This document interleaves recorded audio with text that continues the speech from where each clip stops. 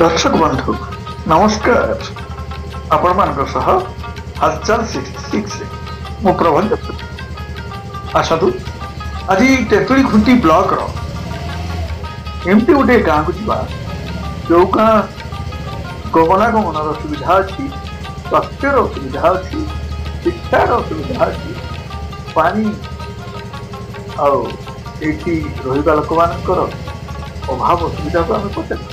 बुझा प्रकृत में से कौन कौन अच्छी से शिक्षा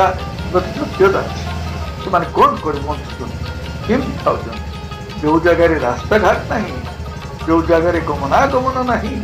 जो जगार शिक्षार व्यवस्था ना, यही जगह ये ड्रप आउट पिलांकर अत्यधिक परिमाण रे स्थिति रहिबार आम शुणा पाइलु। तेणु आसतु आम सहित आसतु आम जा देखा ये जो स्कूल अच्छी जोन स्कूल आचे तुमर गाँ लगे पाठ पढ़ाइबा स्कूल ए स्कूल रो मास्टर सबुदिन आइसे कि नहीं? मास्टर आसुची हां पिला मान जाई पारबार ना तो पिला माने गुड पिला ए जैसी गुड पिला ए जैसी मास्टर आसी करी खोजी बुलतिबो हेले एटा समस्या तो माँ बापा रो होय निजे माँ बापा चाहउचंती जे मोर पिला पाठ न पड़ो ए डंगर कुपली लगे काम करी बोली करी खौसंती यार हेले सरकार तुमर पाई कोन सुविधा करबो? कोन सुविधा करबो? आज आमे तेंतुल खुंटी ब्लॉक रो लमतागुड़ा पंचायत रो तळगडी ग्राम रे आछू। एठी जो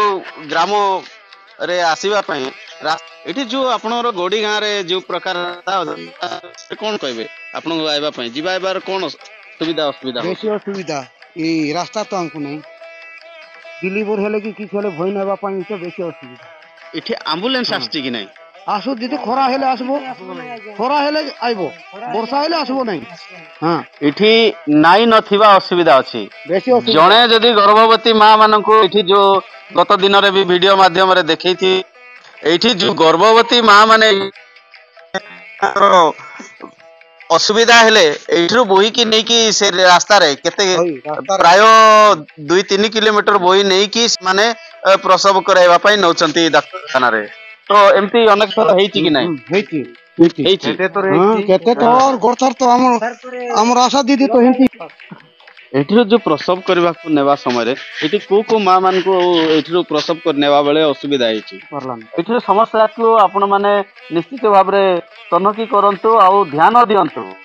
एठी जो समस्या हेची प्रकृत रे एडा वास्तव कथा ट्यूबवेल के बोरिंग फोरिंग किछि देई नांती सरकार टीबल देइचंती